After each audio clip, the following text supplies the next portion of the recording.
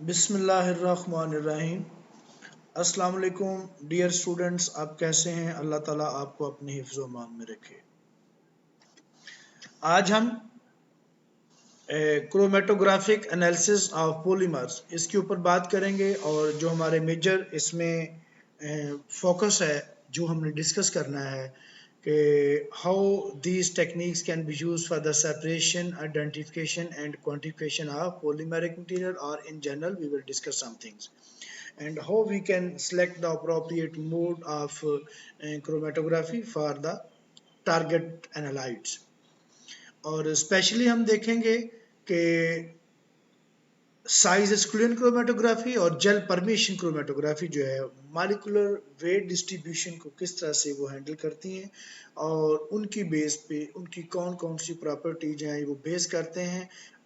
Overall इसका मतलब ये है कि हम क्रोमेटोग्राफिक करेक्टराइजेशन से मालिक्यूल की कौन कौन सी प्रॉपर्टीज जो हैं उनके मुतालिक इंफॉर्मेशन लेते हैं और उन इंफॉर्मेशन की बेस पे किस तरह से उनकी प्रॉपर एप्लीकेशन का तयन किया जाता है। तो सबसे पहले ये एक फिगर है, एक फ्लो चार्ट डायग्राम है जिसमें क्रोमेटोग्राफी जो है इसको मुख्तलिफ उनके mobile phase point of view से डिस्ट्रीब्यूट किया गया है, क्लासीफाई किया गया है। तो जैसे क्रोमेटोग्राफी है तो इसमें मेरा कर्सर आप देख सकते हैं। क्रोमेटोग्राफी को हम बोलेंगे सुपर क्रिटिकल फ्लूइड क्रोमेटोग्राफी। अगर आप कोई भी सुपर क्रिटिकल फ्लूइड जो है जैसे कार्बन डाइऑक्साइड है या कोई भी गैस है उसको हम क्रिटिकल सेट ऑफ कंडीशंस के ऊपर उनको फ्लूइड की फॉर्म में हम उसको एज मोबाइल फेज यूज कर सकते हैं। तो दूसरी ऑप्शन है लिक्विड क्रोमेटोग्राफी।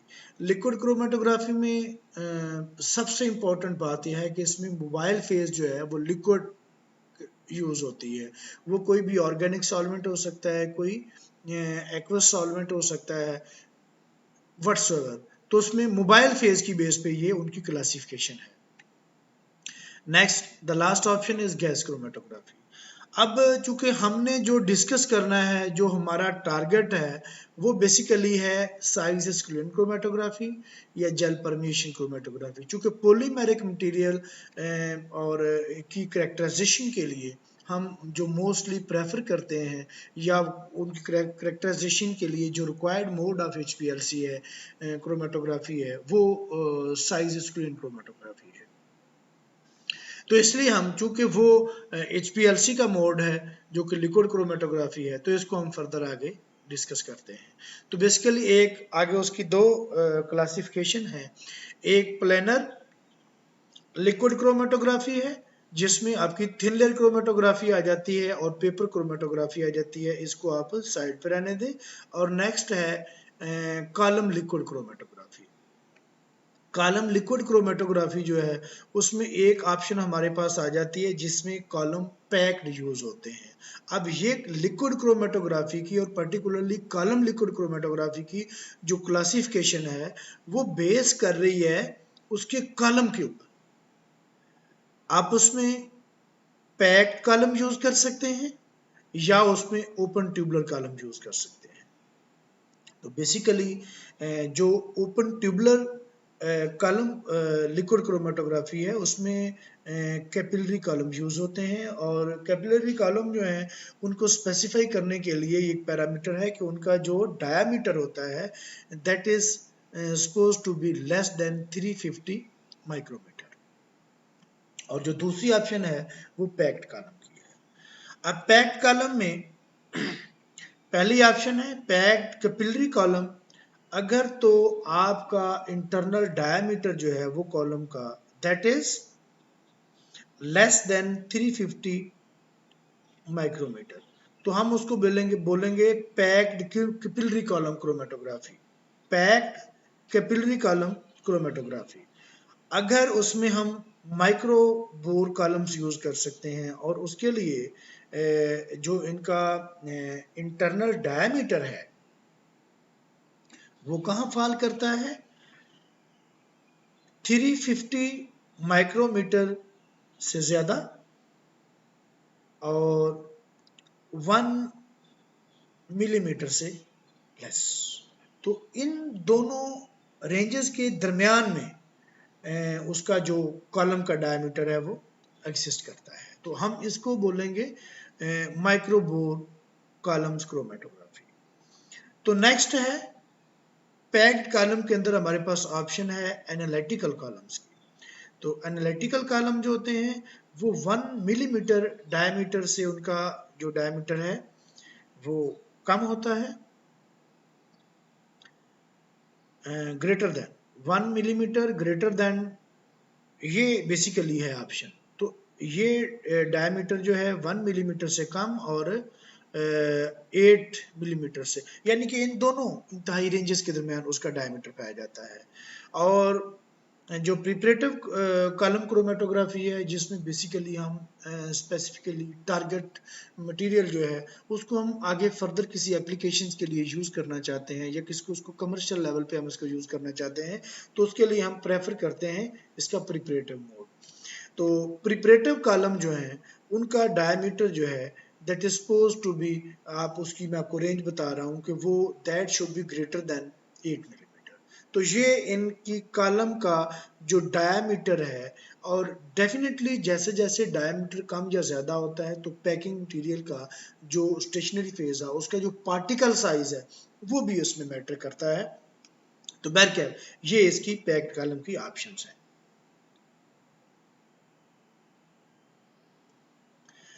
नेक्स्ट ये है कि HPLC क्रोमेटोग्राफी की वो टाइप है जिसके अंदर तमाम की तमाम ऑप्शन जो हैं वो बिल्ट इन होती हैं या स्विच की जा सकती हैं, जिसमें आपकी एडजॉर्प्शन क्रोमेटोग्राफी है, पार्टीशन क्रोमेटोग्राफी है, आयन एक्सचेंज क्रोमेटोग्राफी है, जेल परमिएशन क्रोमेटोग्राफी है या जेल फिल्ट्रेशन क्रोमेटोग्राफी है। जेल परमिएशन क्रोमेटोग्राफी को और जेल फिल्ट्रेशन क्रोमेटोग्राफी को कलेक्टिवली हम साइज एक्सक्लूजन क्रोमेटोग्राफी भी बोलते हैं।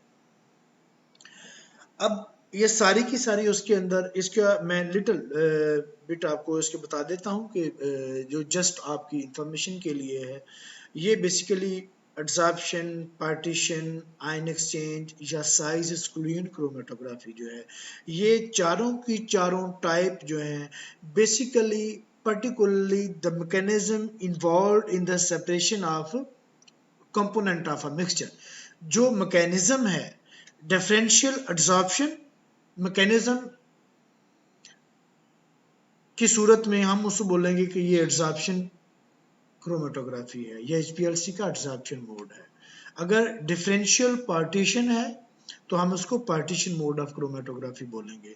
इसमें आगे फर्दर दो ऑप्शन आ जाती हैं, रिवर्स फेज और नॉर्मल फेज। आगे आयन एक्सचेंज, अगर हम आयन एक्सचेंज रीजन यूज करते हैं, आयन एक्सचेंजर यूज करते हैं स्टेशनरी फेज की फॉर्म पे, तो वो उनकी जो आयनिक इंटरेक्शन की बेस पे उनकी जो सेपरेशन होती है हम इसको आयन एक्सचेंज क्रोमेटोग्राफी बोलते हैं। आगे जेल परमिएशन है या जेल फिल्ट्रेशन है। बेसिकली ये दोनों ही टाइप ऑफ क्रोमेटोग्राफी जो है, जेल परमिएशन और जेल फिल्ट्रेशन, इसमें उसका मॉलिक्यूलर साइज जो है ये उसकी बेस पे सेपरेशन होती है। इसमें केमिस्ट्री इतनी इन्वॉल्व नहीं होती, तो जो मॉलिक्यूल का साइज है वो मैटर करता है। मॉलिक्यूल के डिफरेंशियल मॉलिक्यूलर साइज की बेस पे अब वो क्रोमेटोग्राफिक फॉर्म जो है वो डिफरेंट मिक्सचर के कंपोनेंट को सेपरेट आउट करती है। तो अब अगर हम इस पिक्चर्स के ऊपर देखते हैं तो मैं आपको ये थोड़ी सी बात बताना चाहता हूँ कि पार्टीशन क्रोमेटोग्राफी जो है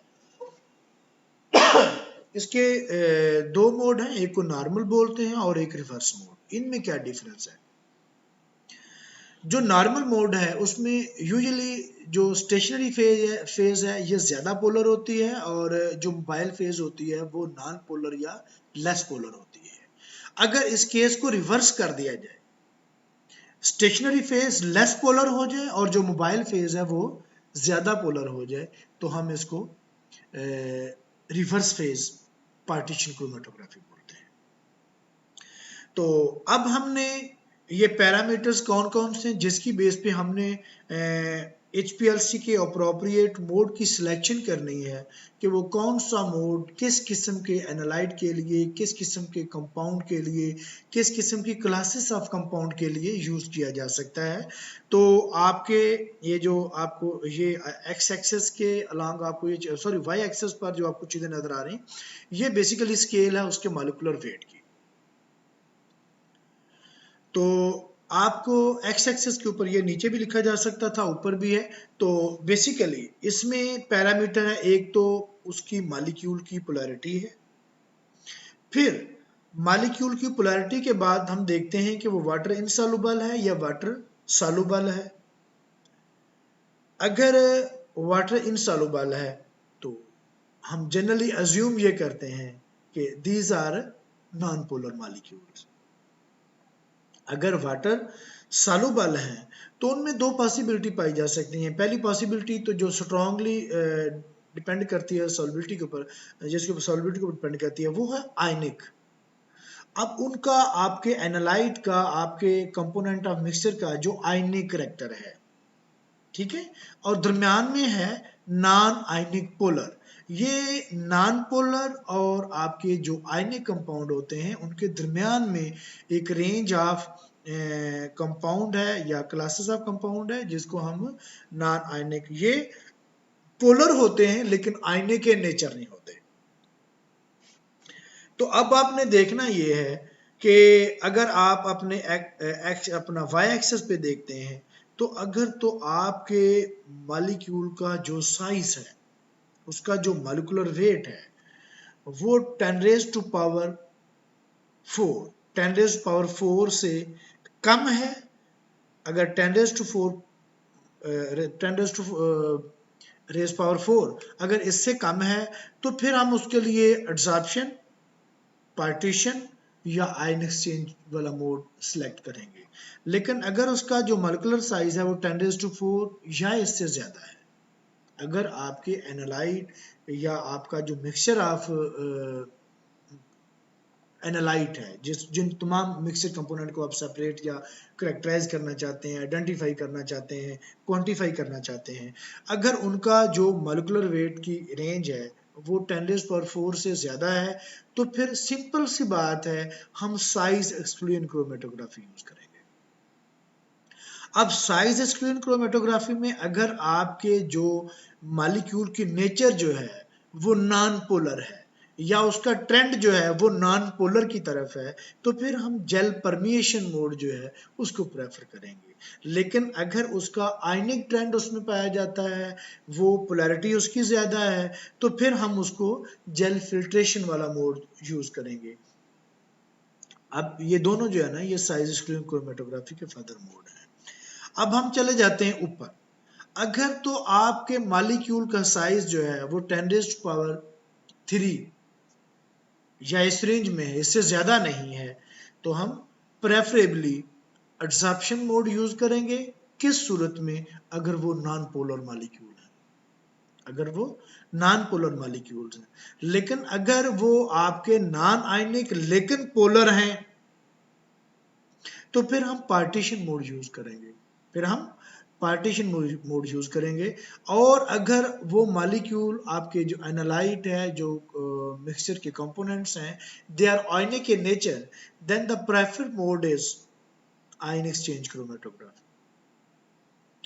अब अगर आपका नॉन आयनिक पोलर मॉलिक्यूल है, पार्टीशन मोड इसमें आप प्रेफर करेंगे। लेकिन अब फर्दर ये है कि अगर उन पोलर मॉलिक्यूल का जो ट्रेंड है, पोलर मॉलिक्यूल का जो ट्रेंड है वो टुवर्ड आयनिक है, तो हम उसके लिए नॉर्मल पार्टीशन यूज करेंगे। और अगर उनका जो ट्रेंड है टुवर्ड नॉन पोलर है, पोलर है लेकिन उनका ट्रेंड टुवर्ड नॉन पोलर है, तो हम उसके लिए reverse phase partition chromatography use करेंगे। तो बेसिकली ये एक डायग्राम है जिससे आप बड़ा इजीली एलेबोरेट भी कर सकते हैं चीज़ों को, और आपके माइंड में अगर ये स्केच जो है आप इसको अगर ज़बानी याद कर लेते हैं तो किसी भी किस्म के कंपाउंड के मतलब आपसे पूछा जाता है कि अगर इस किस्म के हमारे पास एनालाइट हैं तो हम HPLC का कौन सा मोड प्रेफर करना चाहिए हमें, या हम कौन सा मोड प्रेफर करेंगे। तो आपके ज़हन में अगर ये स्केच बैठ गया है तो आप आंखें बंद करके बता सकते हैं कि हम इसके लिए फला मोड जो है वो प्रेफरेबली यूज करेंगे। उसमें कुछ ये जो मैंने आपको इनकी क्लासिफिकेशन बताई है, इसके अंदर कुछ एरिया ऐसा भी पाया जाता है हमारे एनालाइट का जो थोड़ा सा ओवरलैप करता है, तो उसमें आपके पास ऑप्शन होती है, आप किसी भी साइड को स्विच कर सकते हो। बहरकैफ ओवरऑल ये आपने अपने एनालाइट की नेचर को देखते हुए अप्रोप्रिएट मोड की सिलेक्शन करनी है HPLC की। You can do it very easily. It's a very simple flow sheet diagram, जिससे आप मॉलिक्यूल के लिए किस किस्म के मॉलिक्यूल के कौन सा HPLC का मोड यूज करना है, यू कैन स्विच दैट। अब एक और हमारे पास ऑप्शन है, ये बिल्कुल उसी का आप समझिए कि रेप्लिका है, लेकिन that is very important to understand. अब देखिए, अगर आपका सैंपल जो है, सैंपल के अंदर क्या है, आपके एनालाइट है, मिक्सचर ऑफ कंपोनेंट है। अगर तो उसका जो मॉलिक्यूलर साइज है, मॉलिक्यूलर वेट है, वो 1000 से ग्रेटर है, 1000 से ग्रेटर है, या दूसरी ऑप्शन ये है कि वो 1000 से लेस है। तो अगर 1000 से लेस है तो हमारे पास ये सारी की सारी ऑप्शन मौजूद है। कैसे? अगर वो वाटर इनसॉल्युबल है या वाटर सॉल्युबल है, तो हमने फिर आगे फर्दर देखना है। वाटर इनसॉल्युबल है तो एक तो ये है कि वो पॉसिबिलिटी ये है कि वो नॉन पोलर मॉलिक्यूल्स हैं, they are suppose to be preferably soluble in hexane. तो उसके लिए हम नॉर्मल फेज जैसे सिलिका वगैरह है, वो मोड जो है क्रोमेटोग्राफी को हम यूज कर सकते हैं। दूसरी बात यह है कि जैसे अगर वो वाटर इनसॉल्युबल लेकिन मेथनॉल में सॉल्युबल है, यानी कि ये मेथनॉल जो है ये पोलर सॉल्वेंट है, हेक्सेन नॉन पोलर सॉल्वेंट है। अगर वो मेथनॉल में सॉल्युबल है तो देन आपने फिर देखना है कि उसके अंदर जो सैंपल मैट्रिक्स है, other than analyte, the material other than analyte present in your sample is sample matrix. अगर तो उसके अंदर सैंपल मैट्रिक्स जो है वो नॉन एक्वस है या एक्वस है। अगर नॉन एक्वस है तो उसके लिए हम नॉर्मल फेज क्रोमेटोग्राफी यूज करेंगे और प्रेफरेबली बाउंडेड फेज क्रोमेटोग्राफी। अगर वो एक्वस सैंपल मैट्रिक्स उसके अंदर एग्जिस्ट करते हैं तो फिर हम रिवर्स फेज क्रोमेटोग्राफी यूज करेंगे। अच्छा जी, अब हम ये देखते हैं कि अगर आपके जो एनालाइट का मिक्सचर है वो वाटर सॉल्युबल है, then what we should do. उसमें ऑप्शन ये है कि नॉन आयनिक है या फिर आयनिक है। अगर तो नॉन आयनिक है देन रिवर्स फेज। पोलर है, highly polar but non ionic, मैं बात कर रहा हूं highly polar but non ionic. तो ये देखें, ये जो मेथनॉल सॉल्युबल है ये उनके साथ भी ओवरलैप कर रहे हैं मॉलिक्यूल, तो ये आपके पास चॉइस होती है। ठीक है, अच्छा जी, अगर आपके पास आयनिक है तो अगर तो आपके पास हाईली आयनिक नेचर है उनकी, देन आप आयन एक्सचेंज क्रोमेटोग्राफी यूज करेंगे। अगर वो आयनिक हैं लेकिन उनका जो आयनिक करैक्टर है वो बहुत ज्यादा डोमिनेट नहीं करता, बहुत ज्यादा डोमिनेट नहीं करता, तो उसमें आप reverse phase ion pair chromatography की ऑप्शन जो है वो ले सकते हैं। लेकिन अगर उनका जो आयनिक इन नेचर है लेकिन उनका जो ट्रेंड है that is very much toward the polar molecules, polar है लेकिन उनका आयनिक मॉलिक्यूल है लेकिन उनका ट्रेंड जो है वो टूवर्ड पोलर है, यानी कि आयनिक करैक्टर कम से कम है, आयनिक करैक्टर कम से कम है। पोलर मॉलिक्यूल है लेकिन आयनिक नेचर उनकी बहुत कम है, तो फिर भी आप रिवर्स फेज क्रोमेटोग्राफी की ऑप्शन ले सकते हैं। अब हम देखते हैं कि आपके वो मॉलिक्यूल, बेसिकली ये हमारा टारगेट है, ये चीज़ें हमारे लर्न करने की हैं या डिस्कस करने की हैं। चूँकि मोस्टली हम ये कहते हैं कि हाई मॉलिक्यूलर मटेरियल जो है, हाई मॉलिक्यूलर वेट मटेरियल जो है, पॉलीमेरिक मटेरियल, हम जनरली मटेरियल की बात करते हैं तो वो इस कैटेगरी में फॉल करता है। अब इसमें फिर जाके ऑप्शन आ जाती हैं। अगर तो आपका वाटर इंसॉल्युबल पॉलीमर्स हैं, और मोस्टली जो आपके सिंथेटिक पॉलीमर्स होते हैं या पॉलीमेरिक मटेरियल होता है, ये वाटर इंसॉल्युबल होता है। वाटर के अलावा बहुत से सॉल्वेंट हैं जिनके अंदर इनको डिसॉल्व किया जा सकता है, लेकिन प्रेफरेबली वाटर इंसॉल्युबल होते हैं। और जो बायोमॉलिक्यूल्स होते हैं, बायोपॉलीमर्स होते हैं, बिगर बायोमॉलिक्यूल्स, वो वाटर के अंदर सॉल्युबल होते हैं मोस्टली। तो हम देख रहे हैं पहले वाटर सॉल्युबल बायोपॉलीमर जो है। अब उसमें देखते हैं कि डीनेचरिंग कंडीशन या फिर नॉन डीनेचरिंग कंडीशन। क्या उन बायोपॉलीमर्स जो वाटर सॉल्युबल हैं, उनकी जो नेचर है, क्या किसी कंडीशंस चेंज होने से, टेम्परेचर या कोई भी सॉल्वेंट के साथ उनकी इंटरेक्शन है, वो कोई ऐसी पॉसिबिलिटी तो नहीं है कि वो डीनेचर हो जाएंगे। या फिर दूसरी पॉसिबिलिटी ये है कि इन सेट ऑफ कंडीशंस के ऊपर उनकी जो पॉसिबिलिटी है डीनेचर होने की, वो बहुत कम है। अब इसमें जो वाटर सॉल्युबल बायोमॉलिक्यूल्स हैं, उनको हमने दो क्लासेस में ले लिया, डीनेचरिंग कंडीशन और नॉन डीनेचरिंग कंडीशन। अगर तो डीनेचर कंडीशंस की कैटेगरी में वो फॉल करते हैं, तो उनको आप मोस्टली यूज करते हैं एनालिटिकल सेपरेशंस के लिए।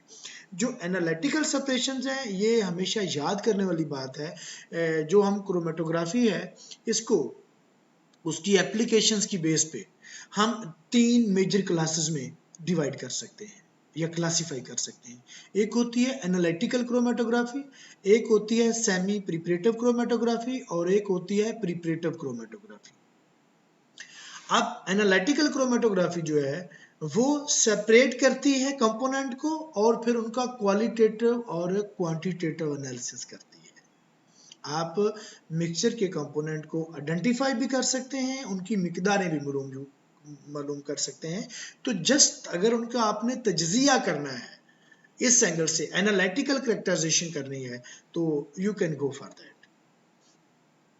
तो अगर आपने उनको ये पॉसिबिलिटी है कि आपने उनकी करेक्टराइजेशन करनी है in terms of identification, sorry separation, identification and quantification, लेकिन आपको उसकी लिटिल बिट मिकदार जो है वो रिक्वायर्ड है, जिसको आपने फर्दर को उसके ऊपर ऐसे करना है, जिसका आपने फर्दर को ऐसे करना है, किसी एप्लीकेशन के लिए यूज करनी है, कोई एक्टिव मटेरियल है, उसको आपने आइसोलेट करके फर्दर आपने किसी इंजेक्शन की फॉर्म में आगे उसकी एक्टिविटी देखनी हो, किसी एनिमल के ऊपर, किसी ड्रग में, व्हाटसोएवर जो भी पॉसिबिलिटी है।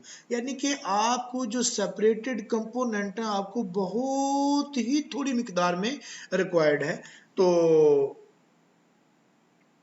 उस सूरत में हम सेमी प्रिपरेटिव क्रोमेटोग्राफी के ऑप्शन लेंगे। लेकिन अगर हम आपके पास बल्क मटेरियल है और आप उसमें से उसकी कुछ अमाउंट जो है वो सेपरेट करके आप फर्दर किसी एप्लीकेशन के लिए यूज करना चाहते हैं, और इसको आप कमर्शियल लेवल पे भी यूज कर सकते हैं, तो उसके लिए फिर हम preferably preparative mode of chromatography use कर सकते हैं। तो इस एनालिटिकल सेपरेशन से मैंने आपको बताया है कि क्रोमेटोग्राफी को एप्लीकेशंस की बेस पे हम analytical chromatography, semi preparative chromatography और प्रिपरेटिव क्रोमेटोग्राफी सेपरेशन में कर सकते हैं डिवाइड। अच्छा, अब ये है कि अगर तो आपने एनालिटिकल सेपरेशंस करनी है, सेपरेशंस, आइडेंटिफिकेशन एंड क्वांटिफिकेशन, किन मॉलिक्यूल की? वाटर सॉल्युबल बायोमॉलिक्यूल्स की, जिनकी नेचर ऐसी है कि वो डीनेचर हो जाते हैं। ठीक है, तो उनके लिए फिर हम रिवर्स फेज क्रोमेटोग्राफी यूज करेंगे। अच्छा, आगे नेक्स्ट है अब non denaturing compounds. Non denaturing conditions के ऊपर वो काम कर सकते हैं। ठीक है जी। अच्छा, उसके लिए अब क्या है कि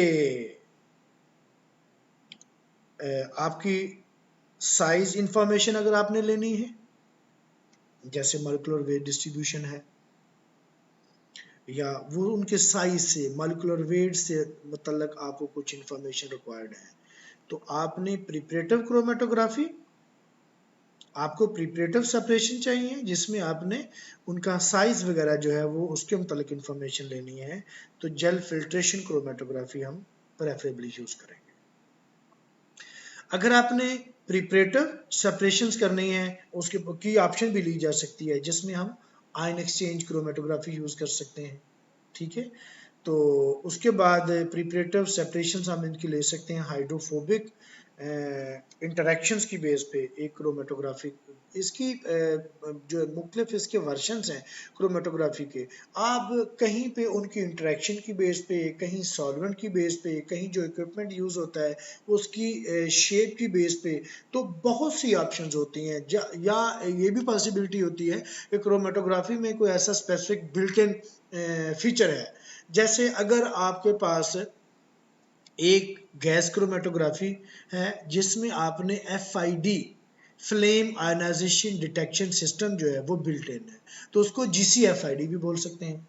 अगर आप उसमें कैपिलरी कॉलम यूज कर रहे हैं तो कैपिलरी GC कह सकते हैं। तो इस तरह के इनके आगे भी फर्दर बहुत से नॉमेनक्लेचर जो है वो ट्विस्ट किए जा सकते हैं। तो बहरकैफ अगर आपके सिंथेटिक मटेरियल है और मोस्टली वो पॉलीमेरिक मटेरियल है, और उसके लिए फिर आप जेल फिल्ट्रेशन नहीं बल्कि जेल परमेशन क्रोमेटोग्राफी जो है वो प्रेफरेबली यूज कर सकते हैं। तो अब इन जितनी भी हमने टाइप्स डिस्कस किए हैं इनके दरमियान कोई शार्प बाउंड्री आप मार्क नहीं कर सकते। ये समवट पोर्शन जो है मॉलिक्यूल का, उसकी नेचर जो है वो थोड़ी सी ओवरलैप करती है। उसको आप किसी दो टेक्निक्स में जो है ना वो उसका या दो ऑप्शन उसके लिए ली जा सकती है। ये डिपेंड करता है आपके पास अवेलेबिलिटी या जो भी आपको आप समझते हैं कि आपके लिए आसान है, तो अकॉर्डिंगली ये थोड़ा थोड़ा पोर्शन जो है वो ओवरलैप करता है। ये जस्ट इसकी फ्लोशीट डायग्राम है जिसमें आप इसके डिफरेंट जो HPLC के कंपोनेंट हैं वो किस तरह से काम करते हैं, कौन कौन से कंपोनेंट हैं, उनकी क्या स्पेसिफिकेशन होती है, क्या उनका वर्किंग मैकेनिज्म होता है, और किस तरह से वो प्रोसीड करते हैं, जिससे आपको वो सेपरेशन के बाद आइडेंटिफिकेशन और क्वांटिफिकेशन जैसी इंफॉर्मेशन प्रोवाइड करते हैं। तो ये आपने जो हमारा पैरेलल कोर्स चल रहा है उसमें आपने बड़ी डिटेल के साथ पढ़ लिया होगा, तो इसके ऊपर मैं डिस्कशन नहीं करूंगा। हाँ, अगर हम जेल परमेशन क्रोमेटोग्राफी का कोई स्पेसिफिक कंपोनेंट होंगे तो उसके लिए अगर हमें जरूरत पड़ी तो हम थोड़ी बहुत डिस्कशन करेंगे उसके ऊपर। तो बेसिकली जो साइज एक्सक्लूजन क्रोमेटोग्राफी है या जेल परमेशन क्रोमेटोग्राफी है, पॉलीमर की करेक्टराइजेशन के लिए जो हम सबसे ज्यादा अहम काम इस क्रोमेटोग्राफिक करेक्टराइजेशन से इंफॉर्मेशन लेते हैं, ये काम लेते हैं, वो है मॉलिक्यूलर वेट डिस्ट्रीब्यूशन। क्योंकि पॉलीमरिक मटेरियल की जो बहुत सी प्रॉपर्टीज हैं वो डिपेंड करती हैं उनके मॉलिक्यूलर वेट डिस्ट्रीब्यूशन के ऊपर, और उन प्रॉपर्टीज की बेस पे आगे उनकी एप्लीकेशंस का तयन किया जाता है। Molecular weight of polymers. अब जैसे टेम्परेचर फॉर ट्रांजिशंस, एक फॉर्म से दूसरी form, crystalline to amorphous, amorphous to crystalline, glass transition temperatures, and so many other options are there. ये वो उसकी फिजिकल प्रॉपर्टीज हैं जो आपके पॉलीमर मटेरियल जो है उसके मॉलिक्यूलर वेट के ऊपर डिपेंड करती हैं। इसके अलावा उसकी जो पॉलीमेरिक मटेरियल है उसकी जो बहुत सी प्रॉपर्टीज हैं, जैसे स्टिफनेस है, उसकी स्ट्रेंथ है, उसकी टफनेस है, वो कितना प्रेशर अफोर्ड कर सकती है, या कितनी उसकी वो पावरफुल मटेरियल है, कितना स्ट्रॉन्ग मटेरियल है। तो ये वो तमाम प्रॉपर्टीज जो इनको आप कलेक्टिवली कह सकते हैं कि वो मैकेनिकल प्रॉपर्टीज हैं, ये भी उस आपका जो पॉलीमर है उसके मॉलिक्यूलर वेट के ऊपर डिपेंड करती हैं। और पॉलीमर का ये हमने प्रीवियस लेक्चर्स में जब हम पॉलीमर की प्रॉपर्टीज के मतलब डिस्कशन कर रहे थे, हमने ये बहुत डिटेल के साथ डिस्कशन की थी कि इसका हम एग्जैक्ट वेट क्यों नहीं रिप्रेजेंट करते, हम इसका एवरेज मॉलिक्यूलर वेट क्यों डिक्लेयर करते हैं। अच्छा, उसके बाद इनका अब मॉलिक्यूलर वेट और जो हमने फिजिकल और उनकी मैकेनिकल प्रॉपर्टीज पॉलीमर की लिटिल बिट हमने डिस्कस किए हैं, उनको हमने नेम लिए हैं। अब उनका मॉलिक्यूलर वेट के साथ रिलेशन क्या है? जैसे जैसे मॉलिक्यूलर वेट बढ़ेगा तो उनकी ये ट्रांजिशन टेम्परेचर और मैकेनिकल प्रॉपर्टीज भी बेहतर हो जाएंगी, बूस्ट अप होती जाएंगी। उनकी मतलब कि उनकी जो टफनेस है, उनकी स्ट्रेंथ है, उनकी स्टिफनेस है, ये भी बढ़ती जाएगी। और जैसे जैसे मॉलिक्यूलर वेट जो है वो आप जो पॉलीमर बनाते हैं उसका कम होता जाएगा, तो अल्टीमेटली उनका जो ट्रांजिशन टेम्परेचर है, उनकी जो मैकेनिकल प्रॉपर्टीज हैं, वो भी उनकी क्वालिटी लेस होती जाएगी, वो लो होती जाएगी। तो अब इसमें हमने देखा क्या है कि molecular weight distribution polymeric material की कैरेक्टराइजेशन के लिए एक बहुत कॉम्प्रिहेंसिव कैरेक्टराइजेशन है, और उसकी पॉलीमर की बहुत सी प्रॉपर्टीज उसके ऊपर डिपेंड करती हैं। और हमने क्या देखा है कि उनकी जो फिजिकल प्रॉपर्टीज हैं, जैसे ट्रांजिशन टेम्परेचर्स हैं, और उनकी जो मैकेनिकल प्रॉपर्टीज हैं, स्टिफनेस है, उनकी स्ट्रेंथ है, उनकी टफनेस है, या लाइक वाइज को अदर इस एंगल से को उनकी प्रॉपर्टीज हैं, तो सारी की सारी मॉलिक्यूलर वेट डिस्ट्रीब्यूशन के साथ कोरिलेटेड है। और दूसरा उसमें हमने ये देखा कि जैसे जैसे मॉलिक्यूलर वेट बढ़ेगा तो ये प्रॉपर्टीज भी बढ़ेंगी, और अगर मॉलिक्यूलर वेट कम होगा तो ये प्रॉपर्टीज भी कम होती जाएंगी। The molecular weight of polymer is not one unique value, rather a given polymer will have distribution of molecular weight. ये बातें हम ऑलरेडी डिस्कस कर चुके हैं। ये जो कर्व शो की गई है इसमें हाईएस्ट मॉलिक्यूलर वेट और on right hand low molecular weight. तो अब ये मुख्तलिफ पैरामीटर दिए हुए हैं, M N number average molecular weight,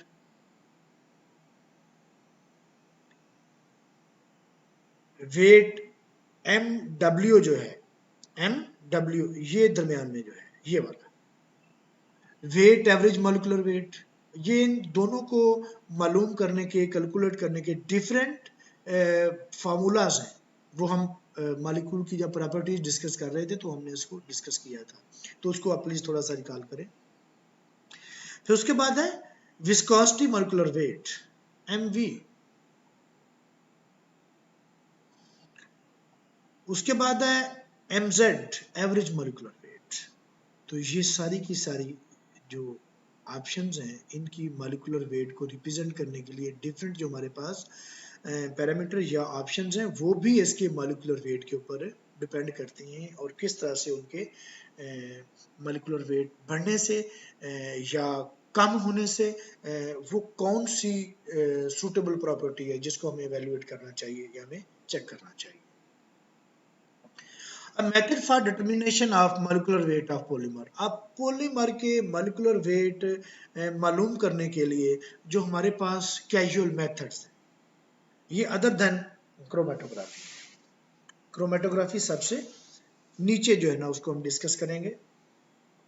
अगर आपके मॉलिक्यूल जो हैं वो किस रेंज में उनका जो मोलिकुलर वेट जो है वो फॉल करता है, उनकी टाइप कौन सी है, और वो उनको हम एब्सोल्यूट सेंस में ले सकते हैं, रिलेटिव ले सकते हैं, या इक्विवेलेंट मोलिकुलर वेट जो है ना उसमें ले सकते हैं। और उसके बाद मीन वैल्यू जो मेजर करते हैं वो किस सेंस में आती है, यानी कि वो आप मोलिकुलर वेट का वो कौन सा पैरामीटर है, number average molecular weight, weight average molecular weight, velocity viscosity average molecular weight, या फिर एवरेज मोलिकुलर वेट, आप कौन सी ऑप्शन जो है उससे ले सकते हैं।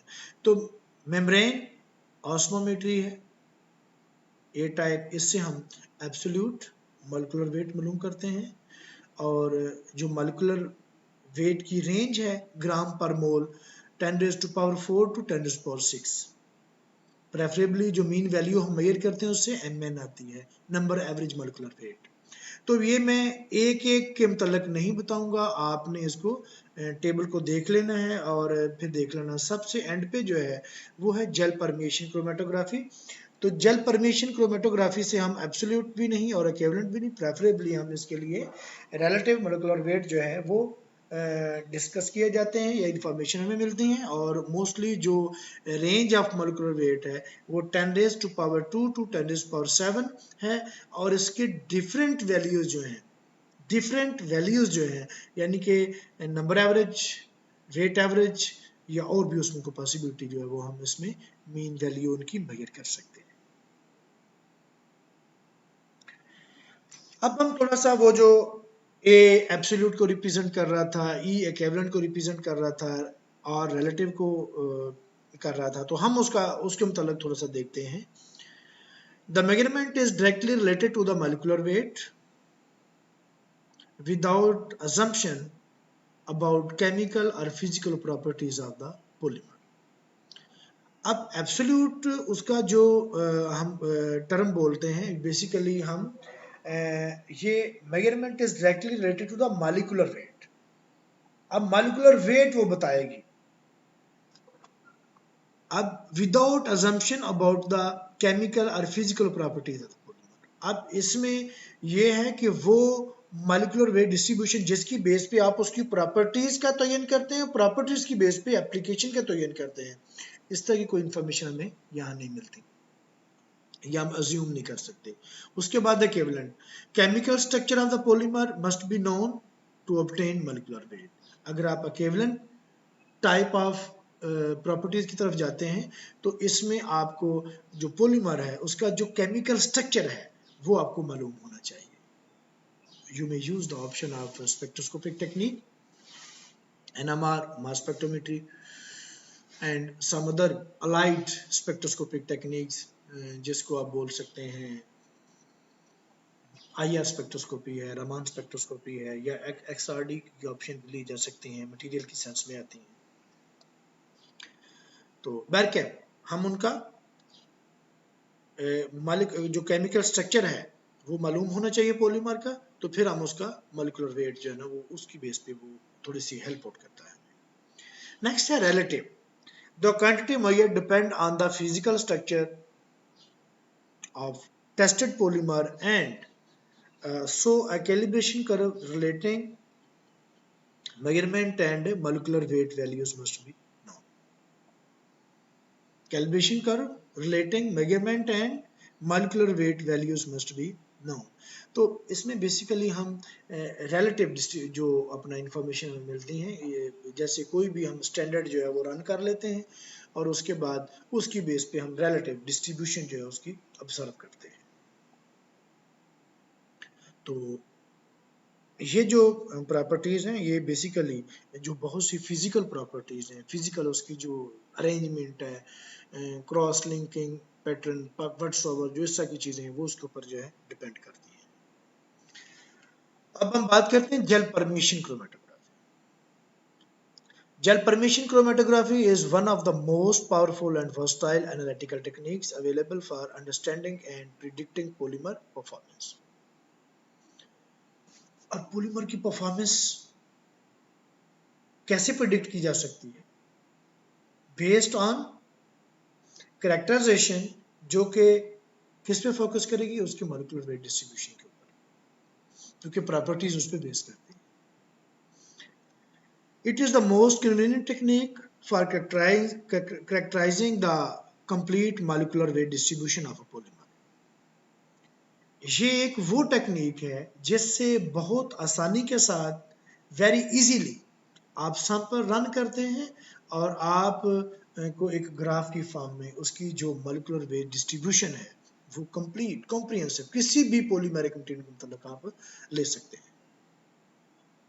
Gel permission chromatography can determine several important parameters. These include number average molecular weight, weight, average molecular weight, and the most fundamental characteristics of a polymer, its molecular weight distribution। ये मैंने जो पिछली स्लाइड में मैं आपको यहाँ बता रहा था। तो जेल परमिशन क्रोमेटोग्राफी के सामने लिखा हुआ डिफरेंट वैल्यूज। अब ये बात आपको समझ आ गई कि बहुत सी जो टेक्निक हम यूज करते हैं, ये क्लासिकल जो मेथड यूज करते हैं, अब इनमें कोई एक आध पैरामीटर जो है, कोई एक आध मेजरमेंट हमें मिलती है, लेकिन जब आप जेल परमिशन क्रोमेटोग्राफी यूज करते हैं तो उसमें आपको उसका नंबर एवरेज मॉलिक्यूलर वेट भी मिल जाता है, वेट एवरेज मॉलिक्यूलर वेट भी मिल जाता है, और इसका जो मॉलिक्यूलर वेट डिस्ट्रीब्यूशन है अब वो भी ले लेते हैं। How gel permeation chromatography for gel permeation chromatography separate molecule in solution by their effective size in solution. To prepare a sample for gel permeation chromatography analysis, the resin is first dissolved in an appropriate solvent. एक बात आपको याद रखनी चाहिए, मैं जो इधर बताना चाहूँगा कि जो साइज बेस्ड उसकी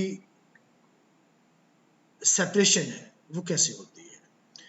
तो बेसिकली इसके अंदर वो पोरस मटेरियल हम यूज करते हैं जिसके अंदर डिफरेंट पोर्स होते हैं। अब जो मॉलिक्यूल अगर आपने एक पॉलीमराइजेशन की है उसके अंदर कभी भी जो आपका पॉलीमर बना है उसमें जितनी भी चेन लेंथ चेन्स बनेगी उनका डिग्री ऑफ पॉलीमराइजेशन डिफरेंट होगा। डिग्री ऑफ पॉलीमराइजेशन डिफरेंट होगा तो उसके जो मॉलिक्यूलर वेट होंगे वो भी डिफरेंट होंगे। अब पॉलीमर वो एक ही है, उनकी केमिस्ट्री एक ही है। अब जब हम उसको जेल परमेशन क्रोमेटोग्राफी से या साइज एक्सक्लूजन क्रोमेटोग्राफी से उनकी सेपरेशन करेंगे तो अब उन बीड्स में से उन पोर्स में से जब सॉल्वेंट के अंदर डिसॉल्व करके सॉल्यूशन की फॉर्म में हम पॉलीमर का सैंपल जो है वो कॉलम में से गुजारेंगे या जेल परमेशन क्रोमेटोग्राफी कॉलम में से ये गुजरेगा। तो अब जो छोटे मॉलिक्यूल्स हैं जिनका मॉलिक्यूलर वेट कम है, जिनका डिग्री ऑफ पॉलीमराइजेशन कम है, तो उनका साइज कम है। साइज की बेस पे जब वो मूव करेंगे तो जो डिफरेंट पोर्स के अंदर डिप्रेशंस प्लस माइनस जो उस चैनल में उसको ट्रैक में नजर आएंगी तो वो उसमें इजीली फिट हो जाते हैं और उनमें वो इंटेंगल हो जाते हैं। जब इंटेंगल हो जाएंगे तो उनकी वो ये प्रोसेस या मैकेनिज्म जो है उनकी मूवमेंट को रिस्ट्रिक्ट करेगा, उनकी स्पीड को कम करेगा।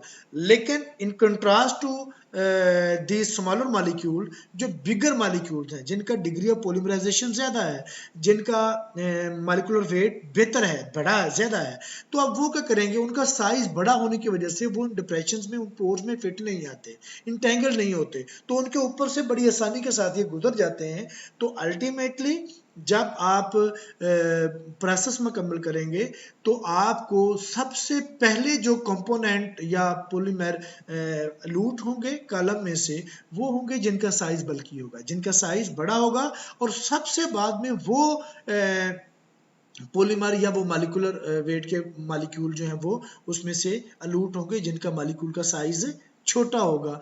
चूंकि जो बड़े हैं they have ease to travel, but in contrast to these bigger molecule जो स्मॉलर मॉलिक्यूल्स हैं they are not easily tasked to travel very smoothly, they are supposed to be entangled between the pores, और इस तरह से उनको ज़्यादा time लगता है। अल्टीमेटली तमाम के तमाम जो उनकी मॉलिक्यूलर वेट रेंजेस होती हैं वो डिफरेंट बैंड की फॉर्म में सेपरेट हो जाती हैं जिसकी बेस पे उनको क्वांटिफाई भी कर लिया जाता है और उनके वो वेट जो है वो भी आइडेंटिफाई हो जाते हैं कि किस किस रेंज में जो वेट्स हैं, और उसके बाद उनकी क्वांटिफिकेशन भी की जा सकती है। और यही वो वजह है कि ये आपको उसकी मॉलिक्यूलर वेट डिस्ट्रीब्यूशन जो है वो देती है, जैसे वो average molecular weight, weight average molecular weight और नंबर एवरेज मॉलिक्यूलर वेट आप इससे मालूम कर सकते हैं। तो इसके लिए सबसे पहले किसी भी अप्रोप्रिएट सॉल्वेंट के अंदर आपका जो भी मॉलिक्यूल है उसको आप पहले डिसॉल्व करेंगे, डिसॉल्व करके उसका सोल्यूशन बना के फिर आप उसमें इंजेक्ट करेंगे सैंपल जो है वो। कॉलम अगर सिंपल है तो उसमें आप लोड किया जा सकता है ऊपर से, या अगर वो इक्विपमेंट है जीपीसी है टिपिकल जो हमारे पास डिवाइस है इक्विपमेंट है तो उसमें हम इंजेक्शन उसका देंगे, सैंपल इंजेक्शन देंगे। Inside the gel permeation chromatography dissolved resin is injected into a continually flowing stream of solvent mobile phase के साथ, या mobile phase flow through millions of highly porous rigid particle, stationary phase tightly packed together in a column. The pore size of these particles are controlled and available in range of size. अब इसकी जो pore size है इन particles का, जो कि column के अंदर जब आप स्टेशनरी फेज की पैकिंग करते हैं तो आप उसके अंदर आपको वो डिफरेंट रेंजेस बताते हैं कि आपको किस रेंज का कॉलम चाहिए, किस पैकिंग रेंज का चाहिए। तो अल्टीमेटली आप जिस किस्म का काम करने जा रहे हैं, जिस किस्म की तहकीक करने जा रहे हैं, जिस किस्म की पॉलीमराइजेशन को आप डील कर रहे हैं और जो आपकी एक्सपेक्टेशंस हैं, जो आप लिटरेचर सर्वे से आपको इंफॉर्मेशन मिलती है, तो अकॉर्डिंगली आप अपना रिक्वायर्ड कॉलम जो है वो परचेज कर सकते हैं। अब जीपीसी सिस्टम के मतलब कुछ बातें हैं इन डिजाइनिंग इंस्ट्रूमेंटेशन। तो ये बेसिकली आप ये कह सकते हैं कि, चलो मैं थोड़ा सा आपको बता देता हूँ। In designing instrumentation for gel permeation chromatography, a variety of requirement must be satisfied. Injectors are needed to introduce the polymer solution into the flowing system. Pumps deliver the samples and solvent through the columns and system. Detectors monitor and record the separation. Data acquisition accessories control the test automatically, record the result and calculate the molecular weight average. The gel permeation chromatograph contains a number of different components that work together to provide the optimum system performance with minimum effort. अब इसके अंदर phases कौन कौन सी हो सकती हैं? Composed of semi permeable porous polymer gel beads with well defined range of pore size. That is very important. जो pore size है that should be defined. तो सेमी परमिएबल मटेरियल होना चाहिए या पोरस पॉलीमर जेल्स के बीड जो है वो भी हमें मिल जाते हैं, बना सकते हैं, वो भी इसमें इस्तेमाल कर सकते हैं। तो ये उसकी स्टेशनरी फेज की स्पेसिफिकेशन बताई गई है किस किस्म की होनी चाहिए। और जो आप जेल बीड्स यूज करते हैं, जब आप नाम लेते हैं gel permeation chromatography, there is something specific कि हम उसको जो है ना वो जेल के बीड्स जो है वो प्रेफरेबली यूज करते हैं इसमें। तो that should be chemically inert. अगर इनर्ट नहीं होंगे तो रिएक्शन कर जाएंगे, प्रॉब्लम क्रिएट करेंगे, सेपरेशन इतनी फंटास्टिक नहीं आएगी, प्रॉब्लम्स आएंगी। तो पहली बात तो ये है कि ऊपर जो स्टेशनरी फेज के लिए आपने सेमी परमिएबल और पोरस पॉलीमर जेल बीड जो है वो आपने देखी कि उनका डिफाइंड पॉलीमर पोर साइज की आपको एक रेंज में आपको मिलनी चाहिए। अब उसके लिए उनकी जो केमिस्ट्री है, this should be chemically inert और मैकेनिकली स्टेबल होनी चाहिए। मैकेनिकली स्टेबल होनी चाहिए, has ideal and homogeneous pore structures, wide pore size give low resolution. जैसे जैसे पोर साइज की रेंज बढ़ती जाएगी तो अल्टीमेटली आपकी जो रेजोल्यूशन है वो कम होती जाएगी। रेजोल्यूशन क्या है कि डिफरेंट मॉलिक्यूलर वेट की जो चेन्स हैं, how fantastic they are separated, कितने अच्छे तरीके से वो अलग अलग सेपरेट हो गई हैं, उनकी अच्छी वेल डिफाइंड सेपरेट पीक्स आई हैं, इसको बोलते हैं resolution. Uniform particle and pore size होना चाहिए।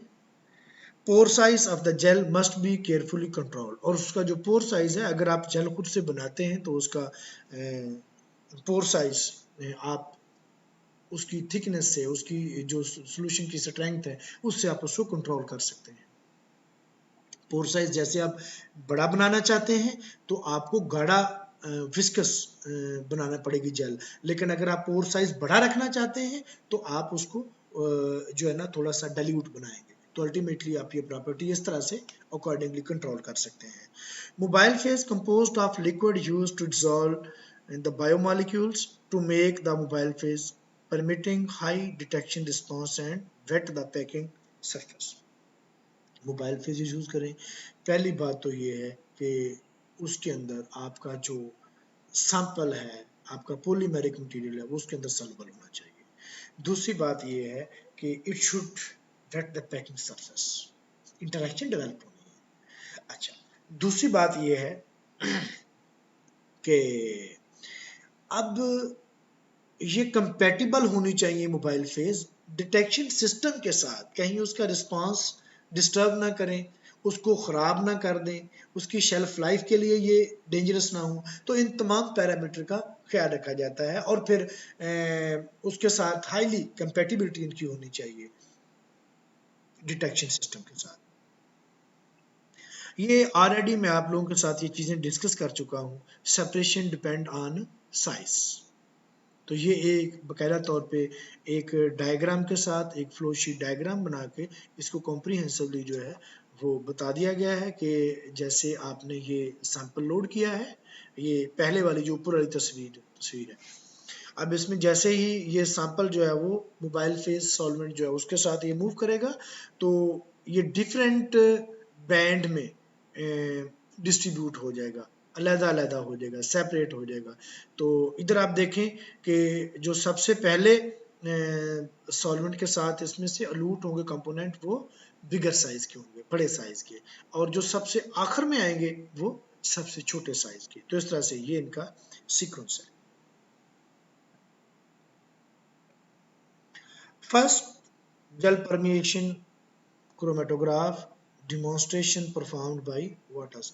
ये वाटर एक कंपनी है जो HPLC को डील करती है, ये इस तरह के और भी एनालिटिकल इंस्ट्रूमेंट है जिनको डील करती है। तो जो पहला उन्होंने एक इसकी डिमॉन्स्ट्रेशन दी थी, एक इसका मॉडल, और उसके बाद किस तरह से ये परफॉर्म करती है। तो ये बेसिकली उसकी फ्लो शीट डायग्राम है। Component separation by the gel permission chromatography. ये च्युइंगम का सॉल्वेंट सैंपल है, चिंगम पॉलीमर है, गम पॉलीमर है। तो इस तरह से ये कॉलम आपको इस तरह से दिखाया गया है कि ताकि आप इसको थोड़ा क्लियरली देख सकें कि किस तरह से कॉलम जो है इनको सेपरेट करेगा। और उसके बाद एक कॉलम में से गुजरने के बाद पॉलीमर और उसके अंदर अगर कोई स्टेबलाइजर वगैरह हैं, कोई उसमें फ्लेवर यूज किए गए हैं, उसमें सॉफ्टनर यूज किए गए हैं, तो उनको भी ये अलग-अलग सेपरेट कर देती है। तो सबसे पहले उन्होंने गम का सैंपल जिसके अंदर फ्लेवर भी था, स्टेबलाइजर भी थे और उसके अंदर सॉफ्टनर भी थे, तो सारे के सारे जो हैं ये इसने कॉम्प्रीहेंसिवली उनको अलग-अलग कर दिया था, सेपरेट कर दिया था, जो डिफरेंट कलर से शो किया गया। ये रेड कलर में फ्लेवर्स हैं, येलो कलर के अंदर स्टेबलाइजर्स हैं और ब्लू कलर के अंदर सॉफ्टनर वगैरह जिसमें यूज किए गए हैं। In addition to providing the molecular weight distribution, gel permeation chromatography also separate a complex polymeric compound into its component parts, polymer, oligomers, monomers and additives। जो भी आप इसके अंदर ब्लेंडिंग श्लेंडिंग या आपने फिलर शिलर यूज किए हैं तो उनको सबको कॉम्प्रिहेंसिवली ये सेपरेट कर सकती है। ये इस टेक्निक की वर्सटैलिटी कह लें, इसकी एडवांटेज कह लें, मेरिट कह लें, या इसकी खूबसूरती कह लें। थ्योरी ऑफ सेपरेशन इसको हम डिस्कस नहीं करेंगे।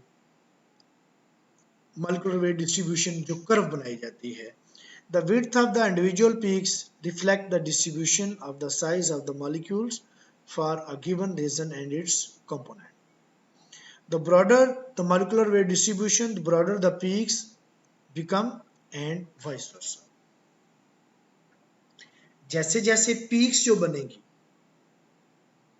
वो ब्रॉडर होंगी, तो इसका मतलब ये है कि जो मॉलिक्यूलर वेट डिस्ट्रीब्यूशन है वो भी ब्रॉडर है। जैसे जैसे उसकी जो पीक की ब्रॉडनेस है वो कम होती जाएगी, तो इसका मतलब ये है कि जो उस रेंज के अंदर मॉलिक्यूलर वेट डिस्ट्रीब्यूशन है वो भी कंपैरेटिवली कम है। You can see them how easily molecular weight distribution profile of two regions can be compared if the molecular weight distribution profile of an incoming region does not match that of the control region, one that is known to process well closely enough by incoming region can be made modified or process conditions can be changed to make sure the resin process properly। तो इसको amendment इसमें की जा सकती है। तो ये एक जस्ट फ्लो शीट डायग्राम है, ये आपका क्या कहना चाहिए कॉलम है, ये आपका मॉलिक्यूल है, और इस तरह से इसकी ये सेपरेशन हुई है और इस तरह के डिफरेंट इसके कंपोनेंट में इसकी सेपरेशन हो गई है, और रिस्पेक्टिवली इनके ये डिफरेंट जो है वो बैंड बन गए हैं, ये इनकी ये पीक्स आ गई हैं। low molecular weight, intermediate molecular weight, and this is high molecular weight. यहां से हम सैंपल इंजेक्शन करते हैं। Schematic of a basic gel permeation chromatography. तो जस्ट इसकी ये स्कीम है। ये एक मॉडर्न इंस्ट्रूमेंट जो मॉडर्न लेबोरेटरी के अंदर इंस्टॉल्ड होते हैं, ये उसका एक व्यू है। तो आगे फर्दर हम इसको डिस्कस नहीं करेंगे इंशाल्लाह।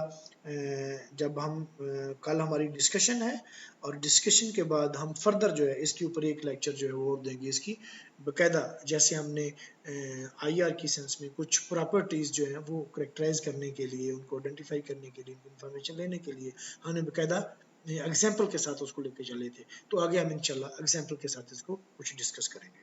Thank you very much.